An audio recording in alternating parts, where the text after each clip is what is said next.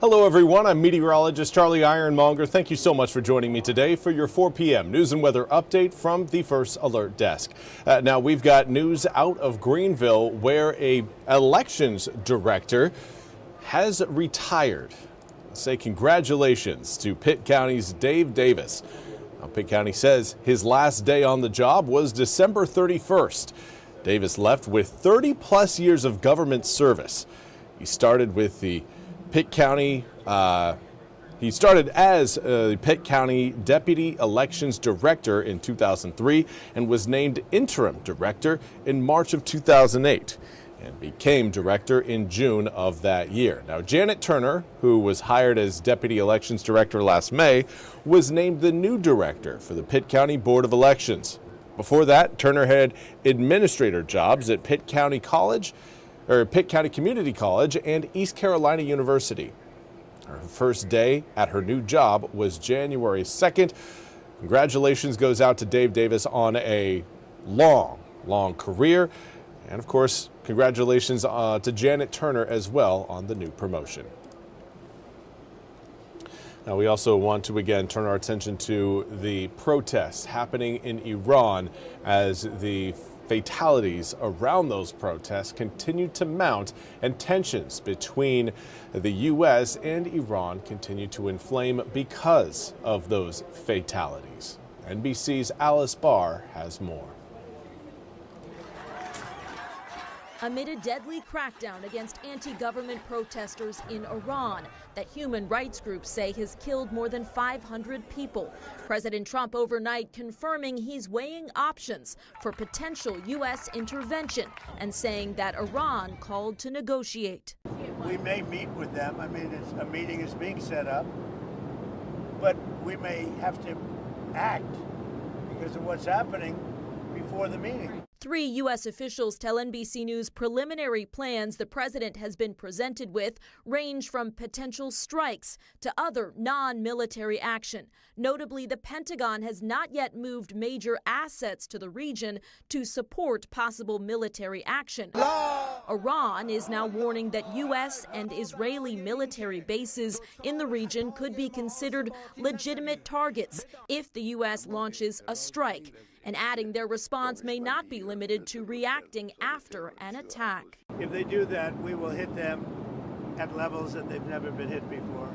They won't even believe it. I have options that are so strong. Some Republican lawmakers urging President Trump to act, embolden the protesters and scare the hell out of the regime, while others warn of the risks of potential military action. Sometimes it has the opposite effect.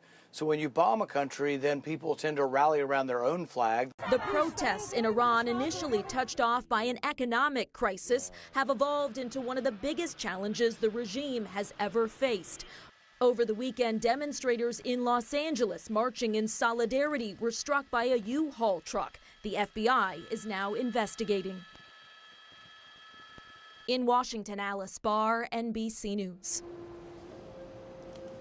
Thank you very much, Alice, for that report. We now turn to your weather forecast, looking at, again, more sunshine today and another round of sunny skies for tomorrow. But there will be a key difference in that tomorrow's forecast is going to really present us with a much different temperature profile. Tomorrow, it is going to be a sunny and an average day in terms of heat. We can't say that right now. In fact, most of us are looking at air temperatures about 10 degrees cooler than our seasonal norm. Now, I mean, let's be honest. The normal in North Carolina is abnormality, kind of just swinging temperatures from day to day. Today, we're on kind of the downswing. Southwesterly winds, though, at 9 miles an hour will help boost temperatures as we make our way into tomorrow. For tonight, though, the clear skies are going to result in air temperatures dropping right on back down into the upper 20s for tomorrow morning. So another morning of sub-freezing conditions planned for your Tuesday. Right now, as you walk out the door, many of us are looking at the mid to upper 40s, some of us even into the low 50s. We have had a few 50-degree readings so far today. We'll certainly see far more of those for tomorrow. But again, compared to where we were 24 hours ago, everybody is looking at a cool down. Tomorrow, that trend is going to be completely flipped on its head. We'll see a lot of positives on that image versus negatives. Now, winds out of the southwest right now are blowing in at around 5 to 10 miles an hour. Some are a little bit outside that range, but as we head through the overnight hours, those winds are going to be getting lighter and lighter, going calm by the time we reach around 6, 7 p.m. at night tonight.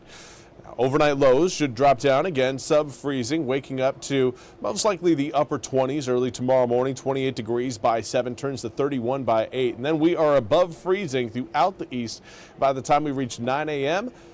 And 37 at 9, turns to 43 at 10, 49 at 11, 53 by noon. And well, then we are just playing with house money, looking at mid to upper 50s from 1, 2, 3, 4 p.m. for tomorrow.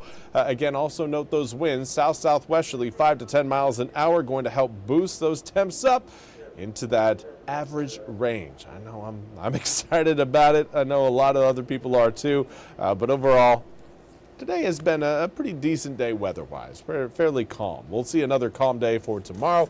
And then we get into Wednesday, Thursday, and Friday when things go from, well, sunny to start the week to a little bit more active by the end of the week. We are tracking several areas of low pressure that are going to be moving into eastern North Carolina as we head into your Wednesday, Thursday, and exiting by Friday.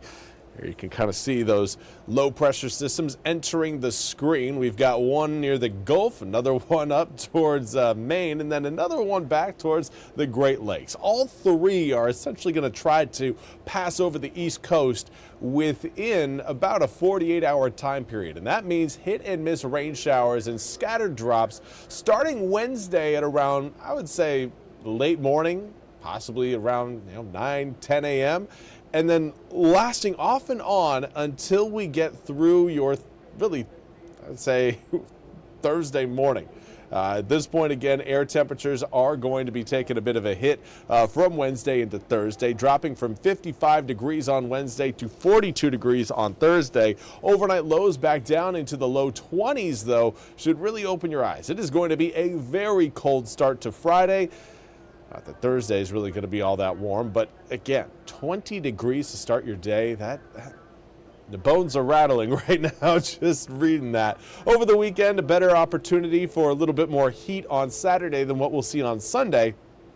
But another cold front coming in will send us right on back down into the mid to upper 40s for Sunday, as well as the following Martin Luther King Jr. Day coming up next Monday.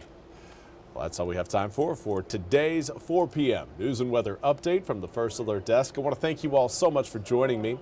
We'll be back with more news and weather coming up at the top of the hour. Until then, I hope you all have a fantastic Monday.